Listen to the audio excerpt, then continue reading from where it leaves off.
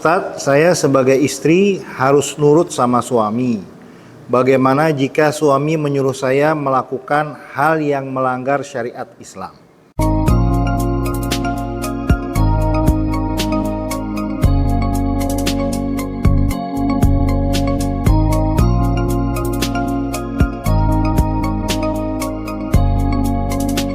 Baik, hadirin jamaah Darul Ittihad yang berbahagia, ada beberapa pertanyaan.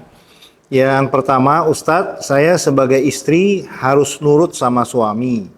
Bagaimana jika suami menyuruh saya melakukan hal yang melanggar syariat Islam? Baik, hadirin hadirat rahimakumullah. Menikah itu adalah bagian dari syariat Allah Subhanahu wa taala. Dia adalah perintah Allah, dia adalah sunnah Nabi besar Muhammad sallallahu alaihi wasallam. An-nikahu sunnati, faman raghiba an sunnati falaysa minni.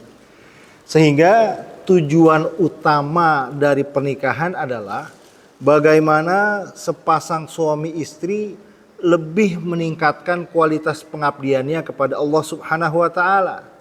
Bahwa pernikahan itu adalah ibadah yang paling panjang waktunya.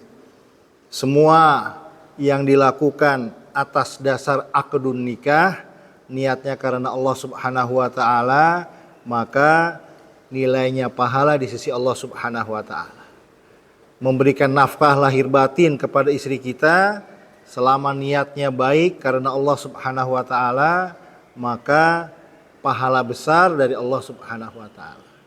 Maka kalau sudah melenceng dari tujuan utama pernikahan, ada sesuatu yang perlu dikoreksi.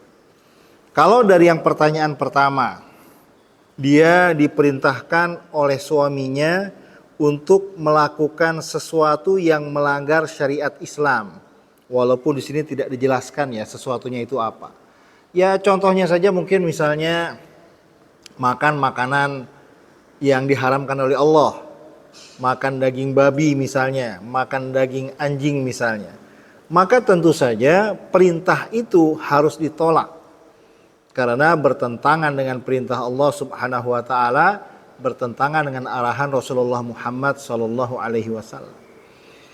Dan kalau suami memaksakan agar istrinya melakukan sesuatu yang melanggar syariat Allah Subhanahu wa taala, maka ini sudah menjadi pelanggaran di dalam pernikahan yang suci.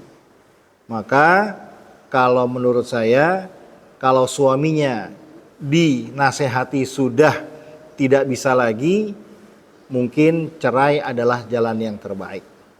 Walaupun cerai adalah sesuatu yang dibenci oleh Allah Subhanahu wa taala, tapi terkadang dia menjadi solusi untuk kasus-kasus tertentu. Di antaranya bisa jadi kasus seperti ini.